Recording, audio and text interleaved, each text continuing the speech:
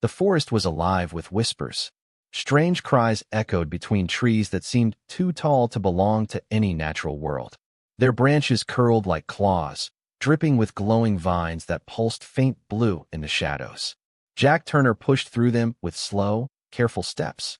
His boots sank slightly into the mossy ground, and each step seemed louder than it should have been. He had been wandering for days, surviving off bitter fruit and streams that shimmered like liquid silver. His ship was gone, burned into a crater by a storm of fire that had rolled across the skies 2 nights ago.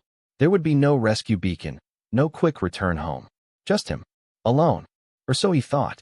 The deeper he walked, the stronger the feeling grew that someone was watching him. It was not the eyes of some wild beast. No, this felt sharper, intentional.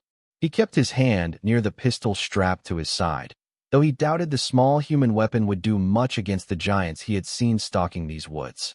And then, ahead, the forest opened into a clearing. A figure stood there. She was unlike anyone Jack had ever seen.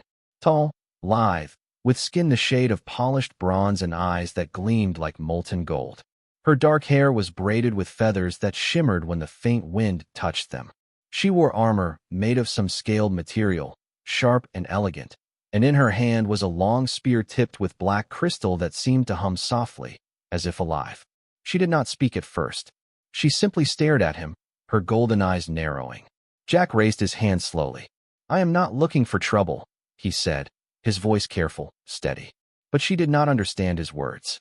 Her expression was cold, her lips set in a thin line. And then, with a sudden motion, she pressed the butt of her spear against the ground and let out a sharp cry in her own language. From the shadows of the clearing, the ground shook. Jack froze. A massive shape emerged from the trees behind her. Snow-white fur rippled in the moonlight, striped faintly with silver. It was shaped like a tiger, but far larger than any beast of earth. Its shoulders stood taller than Jack's chest. Glowing blue eyes locked onto him, and when its jaws parted, he saw saber-like fangs that gleamed like polished bone. The beast moved forward with a rumble that seemed to shake the earth. Jack's heart hammered in his chest. His pistol would not matter here. This thing could crush him with one paw. The alien girl, Selara, though he did not know her name yet, watched with a grim satisfaction, expecting the beast to tear him apart. But then something happened that made her eyes widen in disbelief. The white tiger padded forward, lowering its massive head. Its breath steamed in the cool night air as it approached Jack. He stood frozen, bracing for death. Instead, the beast stopped at his feet. It sat, calmly, like an obedient hound awaiting a command. Its great tail swept the ground once, twice, like a lazy wag. Jack blinked. What the hell? The alien girl's spear trembled in her grip. She shouted again, sharp and commanding, but the beast did not move toward her. It stayed at Jack's feet, lowering its head as though in respect. Solara's jaw tightened. To her people, this creature was sacred, untamable. It obeyed no command, no voice. Yet here it was, bowing to a strange outsider. Jack slowly reached out a hand. The beast did not resist. His palm brushed its fur, soft, thick, and glowing faintly under his touch. A warmth pulsed through his skin, something more than animal, something deeper. Solara's face darkened with fury and disbelief. She took a step closer, her spear raised. She spoke in a low voice, words he did not understand but could feel the sharpness in them. Jack looked between her and the beast. His instincts told him to run. But where would he go? The forest was endless, and this girl had clearly mastered it. The beast leaned against him, almost protectively. "Yeah, this is not going to end well," Jack muttered under his breath. Selara lowered her spear point toward his chest, her eyes blazing with questions she could not voice in his tongue. And in that tense silence, with the sacred beast sitting loyally at his side, Jack realized his arrival on this alien world had just become far more complicated. For a long moment, no one moved. The clearing was heavy with silence, broken only by the low rumble of the white beast as it breathed at Jack's side. Solara's spear tip hovered inches from his chest, but her hands were shaking. This was impossible. The beast, Harash, as her people called it, bowed to no one. Warriors had died trying to tame it, their blood feeding the roots of this forest. Yet this stranger, this fragile off-worlder, stood untouched, while the sacred guardian bent at his feet. Jack raised his palm slightly. His voice was calm, but his chest thudded like a drum. Look, I do not know what is happening here, but I am not your enemy. Of course, Selara did not understand his words. Still, something in his tone, soft but steady, made her hesitate. Finally, she lowered her spear just enough to show she would not kill him here. With a sharp gesture, she barked an order in her language. The beast growled low, as if unwilling to leave Jack's side, but when Selara gave another command, it rose reluctantly and padded a few steps behind her. Then she looked at Jack, pointed her spear toward the forest path, and gestured for him to move. Jack sighed under his breath. Prisoner it is. The walk through the alien woods was long, but the silence between them was louder than any sound. Selara's golden eyes never left him, watching for the slightest wrong move. And all the while, the massive white beast followed close at his heels like a loyal shadow. Jack could not help glancing at it every few moments.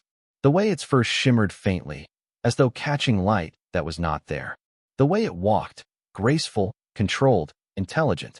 It was not just an animal. There was something else in those glowing eyes, something that made the hairs on the back of his neck rise. Hours later, the forest opened into another clearing, this one far larger. At its center stood a cluster of structures unlike anything Jack had ever seen.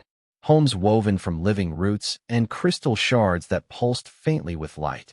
Fires burned in hanging bowls, casting flickering shadows across figures moving between the huts. Selara's people. They stopped when they saw her approach. Dozens of eyes turned, narrowing at the sight of Jack. He heard whispers ripple through the crowd, their voices sharp and questioning. Children ducked behind their parents. Warriors rested hands on their spears. And then they saw the beast. Gasps spread like fire. The great white guardian padded into the village, and instead of standing beside Selara as it always had, it circled around to Jack, lowering its massive head to his side once more. The crowd broke into shouts, words he could not understand but felt the weight of. Some dropped to their knees. Others snarled in anger. Selara's jaw clenched. This was the very thing she had feared. The bond was undeniable. From the largest hut, a tall figure emerged. His skin was the same bronze as Selara's, but lined with the age of many seasons. His hair was bound with silver rings, and his robes shimmered like woven moonlight. He carried no weapon, yet the crowd bowed slightly as he approached. The elder. He looked at Jack for a long time, then at the beast, then back to Jack. His expression was unreadable, but his eyes glimmered with something between awe and suspicion. Selara spoke quickly, her words sharp, her gestures animated. She pointed to Jack, to the beast, to the forest where she had found him. The elder listened, but his gaze never left the stranger standing before him. When she finished, the elder raised a hand for silence. He stepped closer, studying Jack as though searching for something hidden in his very skin. Finally, he spoke in a voice low but resonant, a single word that carried through the entire village. Jack did not understand it, but from the reaction of the crowd, he knew it carried weight. Some fell silent in reverence. Others cried out in protest. The elder looked back at Selara, then gave a final command. Two warriors stepped forward, seizing Jack by the arms. He tried not to resist. He knew it would be useless, but the beast growled, a low thunder that made the warriors hesitate. The elder raised his hand again, calming the tension. Then he pointed toward the largest hut. Jack was shoved forward, the beast padding close behind. Inside, the air smelled of burning herbs. Strange markings glowed faintly across the walls, carved symbols that seemed to hum with energy. Jack was pushed to his knees before a fire pit where the elder sat, Selara at his side. For the first time, the elder spoke slowly, carefully, not in his own tongue, but in broken, halting words that were almost English. You human. Jack blinked, stunned. You speak my language? The elder's mouth curved faintly. Little. Enough. He pointed to the beast, then to Jack. You? Beast binder. Jack swallowed. The word carried weight, even in English. Beast what? Selara's golden eyes burned with defiance, but the elder's expression remained calm, almost reverent. The prophecy, he said softly. The one who commands the sacred guardians. The one not of our blood. The one who comes when the stars burn. The fire crackled between them, casting shadows on the elder's lined face. Jack felt the beast's warmth at his side, its glowing eyes fixed on him with something almost like devotion. And in that moment, he understood. He was no longer just a stranded explorer. To them, he was something far more dangerous.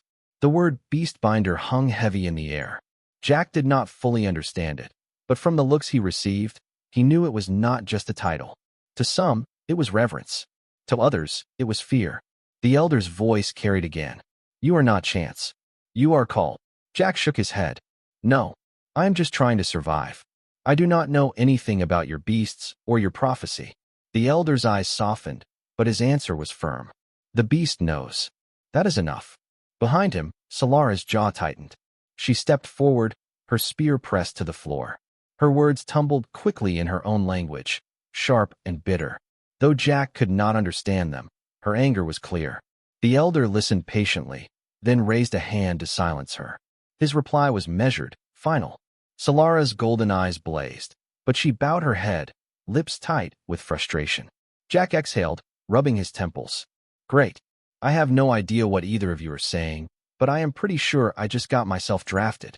The beast gave a soft rumble at his side, almost amused. The elder leaned closer. You will not walk alone.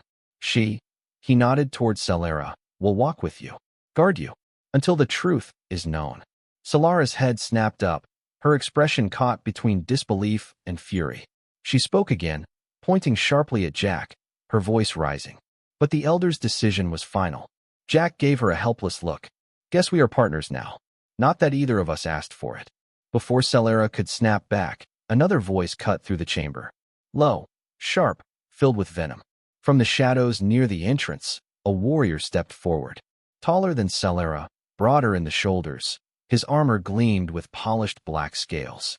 His long hair was bound tight against his head, and across his cheek ran a scar that only added to the fire in his eyes. His gaze burned holes into Jack. Selara stiffened. Ralek, she muttered, the name sharp on her tongue. The elder regarded the newcomer with calm patience. You hear the words, Ralek. You know what the beast has chosen. Ralek's jaw tightened. The beast was tricked. This offworlder is nothing. Weak. Unworthy. His words came in his own tongue, but his tone was universal. Jack did not need a translator. He could feel the hostility dripping off every syllable. The white beast growled low, its glowing eyes locking on the warrior. The sound made the chamber vibrate. But Ralek did not flinch.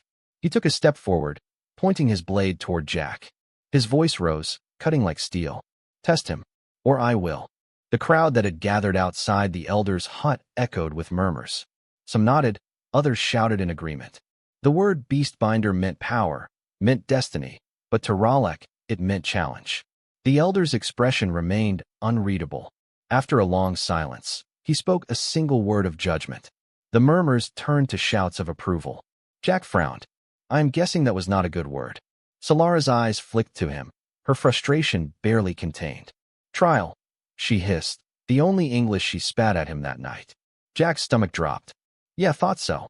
The crowd dispersed as word spread quickly. The stranger would face a test. The beastbinder would prove his bond, or be broken. That night, Jack sat in a small hut on the edge of the village, the beast curled protectively outside the entrance. He stared into the flickering light of a crystal lamp, his thoughts racing. He had survived a crash. He had wandered an alien world. But this was different. These people expected something from him, something he was not sure he could give. Footsteps sounded outside. Selara entered without a word, her expression as unreadable as the elder's. For a long moment, she simply studied him, her golden eyes sharp, searching.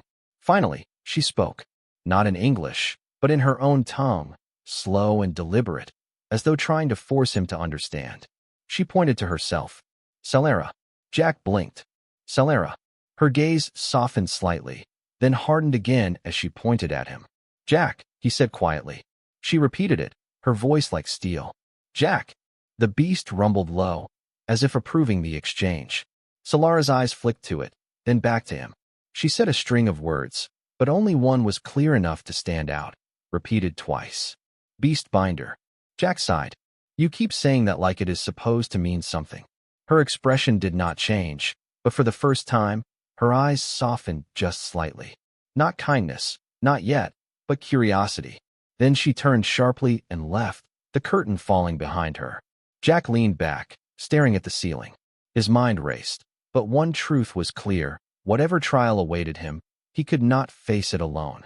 He glanced at the white beast resting outside, its glowing eyes watching him through the hut's opening. "Looks like it is you and me, big guy." The beast flicked its tail once, twice, then lowered its massive head, as if in agreement. And in the distance, Jack heard the sound of drums. The trial was coming. The next morning came with the sound of horns. Deep and hollow, they echoed through the alien forest until the ground itself seemed to hum. Jack woke with a start, his chest tight with the weight of what was coming.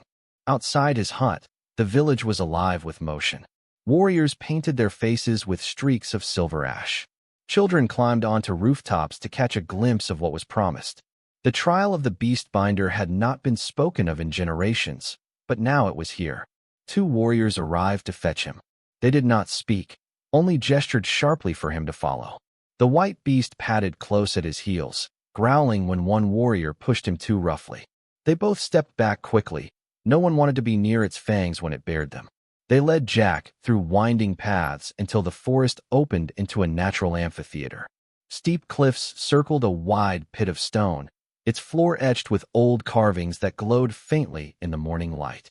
The crowd gathered above, their voices rising in anticipation. Selara was already there, standing at the elder's side. Her golden eyes found Jack as he entered the pit. She did not smile, but she did not look away either. Rollick stood opposite him. His black-scaled armor gleamed, and his scarred cheek twisted as he smirked. In his hand was a double-bladed spear, longer and heavier than Selara's. His eyes burned with the hunger of a predator waiting for the kill. The elder raised his arms, his voice carrying through the arena. Jack caught only fragments of the words, but he understood enough. The beastbinder must prove his bond, or fall. Rollick's smirk widened. He pointed his spear at Jack and spat a challenge in his own tongue. The crowd roared in approval. Jack raised his hands helplessly. "Yeah, I am guessing that means he wants me dead." The elder gestured sharply. The trial began. Rollick lunged. Jack barely had time to react. The warrior's spear sliced the air where his chest had been a second before. He stumbled back, rolling across the stone floor. The crowd roared with laughter and shouts. Rollick pressed forward, his strikes fast and precise. Jack dodged, but his movements were clumsy, desperate. The crowd's excitement built with every moment. It was the spectacle they had wanted. But then the white beast moved. It leapt between them with a roar that shook the cliffs. Its glowing eyes blazed as it bared its saber fangs at Rollick. The warrior froze for a moment, his smirk faltering. The crowd erupted in chaos. Some shouted in awe, others in outrage. Jack slowly rose to his feet, his chest heaving. The beast stood like a wall of muscle and fur, tail lashing the stone floor. Rollick snarled, his pride too great to retreat. With a roar of his own, he struck at the beast, his spear cutting through the air, and stopped short. The weapon trembled inches from the beast's chest. Not because Rollick held back, but because the beast's paw had caught the shaft mid-swing, claws locking it in place like steel hooks. With a flick of its wrist, the spear was torn from Rollick's grip and clattered across the stone floor. Gasps rang out. The beast turned, lowering its head toward Jack again, pressing its forehead gently against his chest. The gesture was unmistakable. The crowd fell into silence.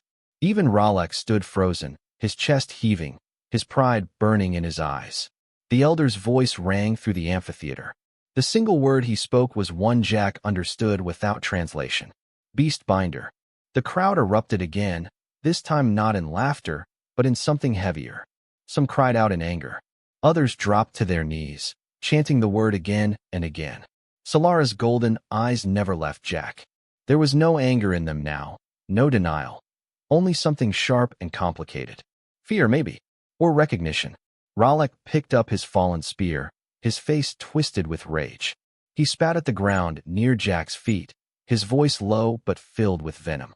Though Jack could not understand the words, the message was clear: this is not over. The elder raised his hands again, calming the chaos. His eyes were fixed on Jack. "The beast has chosen," he said slowly in broken English. "And so must we."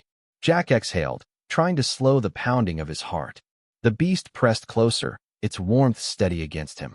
For the first time, he felt something more than fear. A connection, a bond. And in Selara's eyes, he saw something shift. Not trust, not yet, but the faintest flicker of belief. The trial was over. But Jack's place among them was only beginning. The forest beyond the village was darker than Jack had ever seen, even at midday. Giant trees arched over the path like the spines of sleeping giants, their leaves blotting out the sun. Strange vines dangled, glowing faintly with bioluminescence, brushing his shoulders as he walked. Selara walked ahead, spear in hand, every movement precise and deliberate. The white beast padded silently behind Jack, its massive paws pressing softly into the mossy ground, but its glowing eyes never left him. Jack glanced over his shoulder. "I am guessing we are not taking a casual stroll in the woods, huh?" Selara shot him a sharp look, but made no reply. Her eyes were focused on the path, alert for any movement. He could feel the tension in her, the same tension he felt in himself. "You are not afraid of it?" he asked, nodding toward the beast that followed like a shadow. Her eyes flicked toward him. "Afraid?" she said slowly. "No, but it is not yours to command yet." Jack swallowed. "Right. I guess I am lucky it likes me, huh?" The forest opened into a clearing, and the sight made him stumble. A lake, as wide as the ocean, stretched out before them. The water shimmered with colors that did not exist on Earth. Deep purples, electric blues, and greens that seemed to shift with the light. Selara crouched low and scanned the water's edge. Her fingers traced the markings of the sacred symbols carved into rocks nearby. "Not safe," she muttered. Jack frowned. "Safe? From what?" Before she could answer, the water erupted. A colossal shape burst from the depths, sending waves crashing onto the shore. A creature unlike any Jack had imagined rose before them. A leviathan of scales and teeth, fins glistening with alien metal, and eyes that burned like molten gold. The white beast growled, a sound like thunder rolling across the lake. Jack froze. The creature's gaze locked on him. Selara's voice rang out, sharp and commanding in her tongue. She gestured wildly, calling the beast forward. Jack's mind raced. He did not know the words she used, but the message was clear: defend him. The white tiger surged forward, moving like lightning, massive paws barely touching the ground. Its roar split the air, and the lake trembled as if reacting to its presence. Jack instinctively raised his hands. Warm light pulsed from the beast, blinding and brilliant. The leviathan shrieked, a sound that made Jack's teeth rattle. Waves of force smashed against the shore, but the beast held its ground. Selara stared in disbelief. The sacred guardian she had believed untamable, uncommandable, was unleashing powers no one had seen in generations. Jack stepped closer, heart pounding, and for the first time, he realized what the elder had meant. He was not just an observer. He could feel the beast responding to him, bending its power to protect him. The leviathan lunged, but the tiger struck first. Blinding light shot from its eyes, hitting the creature with force that sent it crashing back into the depths. The water hissed and boiled, then calmed, leaving the lake eerily still. Jack stumbled back, gripping his chest. "Okay. Yeah, that is insane." Selara approached, cautious but curious. Her golden eyes were wide, flickering with something Jack could not name. "How?" she whispered, almost to herself. Jack shrugged, heart still racing. "I guess it likes me, maybe more than I like it." The white beast settled at his side once again, tail sweeping the ground. It nuzzled his hand gently, almost approvingly. Selara's lips pressed into a thin line, her gaze flicking between Jack and the sacred guardian. "We have to move," she said finally. "Others will come. They will try to take the beast. And you? You are not ready for what waits beyond the forest." Jack nodded. "I guess luck and sheer terror make a great travel companion." Selara allowed a faint, almost imperceptible smile. "Do not mistake this for friendship, human." The two of them set off, the white beast at Jack's side. Together, they stepped into the unknown, through forests that whispered, over mountains that shimmered, and across plains that stretched beyond sight. The air was thick with tension and promise. Jack felt it in his chest, the same pull he had felt when the tiger first sat at his feet. Destiny. The first test had passed, but the real journey, the one that would bind him to the beast, to Selara, and to the alien world itself, was only beginning. And somewhere in the distance, shadows stirred. Not all who watched from the darkness were friendly. Rollick's anger burned, and other forces, drawn by prophecy, were beginning to converge. Jack drew a slow breath. He did not know what awaited them. He did not know if he would survive. But he had the beast. And somehow, that felt enough. The sky darkened as they approached the edge of the alien ocean.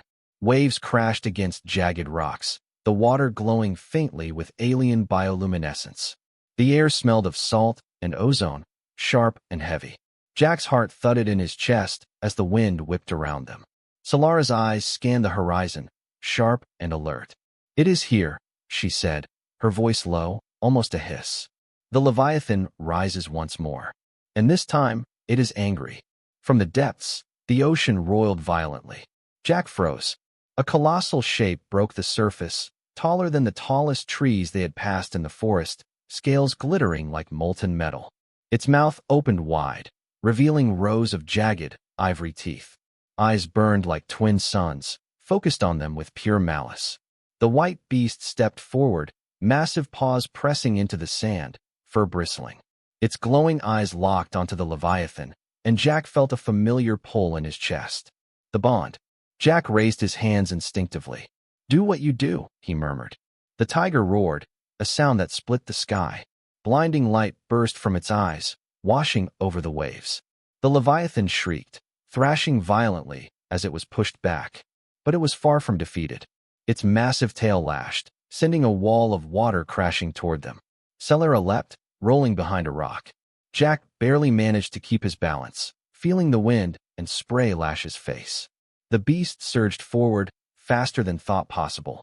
It leapt onto the water, claws digging into the glowing surface, and struck the Leviathan with a force that sent waves crashing high into the sky. Jack stumbled, almost falling, but the beast's head pressed against his chest again. A pulse of warmth flowed through him, and suddenly he understood the rhythm of its power. He focused, and a beam of light erupted from the tiger, striking the Leviathan mid-jump. The creature screamed, its massive body shaking violently, before crashing back into the ocean with a roar that echoed for miles. Selara stared, disbelief and awe mingling in her golden eyes. "How?" she whispered. Jack shook his head. "I do not know. I just feel it. It listens. It follows me." The Leviathan rose again, slower this time, its eyes burning with rage. But before it could strike, shadows moved along the rocks. Figures emerged, alien warriors from Selara's tribe, led by none other than Rollick. Rollick's spear glinted in the fading light. "Step aside, human. That beast belongs to us," he shouted. Jack's hands rose instinctively, and the white tiger growled. Light flared from its eyes, blinding Rollick and the warriors long enough for Jack and Selara to retreat a few steps. Selara's voice rang out sharply, in both their languages this time. "Do not touch him. The prophecy is real." Rollick's anger turned to confusion, then fear. He charged anyway, but the white beast leapt between them, roaring with power that sent the ground trembling. Jack felt it resonate in his chest, pure strength, and the thrill of something far beyond human comprehension. The Leviathan, recovering from the earlier blow, rose once more. Its roar shook the ocean. But now Jack and Selara, standing side by side with the white beast at their center, were ready. The tiger's glowing eyes blazed brighter than ever. Jack's pulse quickened, matching its rhythm. A wave of light shot toward the Leviathan, striking it with unstoppable force. The creature roared, thrashing violently, before it finally sank beneath the waves, disappearing into the depths. The ocean calmed. The wind stilled. Silence fell over the shore. Rollick and his warriors stared in awe and terror. Slowly, they lowered their weapons. Even Selara's tribe, who had come to witness the prophecy unfold, knelt, murmuring words of reverence. Selara's golden eyes found Jack's. For the first time, there was no anger, no resistance, only acknowledgement. She stepped closer. "You are the Beastbinder," she said softly. Jack exhaled, exhausted but exhilarated. "Yeah, I guess I am." The white beast pressed its head against his side one last time, then let out a roar of triumph, shaking the rocks and sand around them. The elder emerged from the cliffs, slow and steady. His gaze swept over the scene, lingering on Jack and the beast. He nodded once, approvingly. The prophecy fulfilled. For now. Jack looked out over the ocean, feeling the power of the bond between him and the white tiger. Selara stood beside him, no longer an enemy, but a companion. For the first time since he arrived on this alien world, Jack felt something he had not felt in a long time: hope. And as the sun dipped below the horizon, painting the sky in shades of alien violet and gold, he knew that this was only the beginning. The world was vast, dangerous, and full of secrets. But Jack Turner was no longer just a human lost on an alien planet. He was the Beastbinder. And together, with Selara and the sacred white tiger, there was nothing they could not face.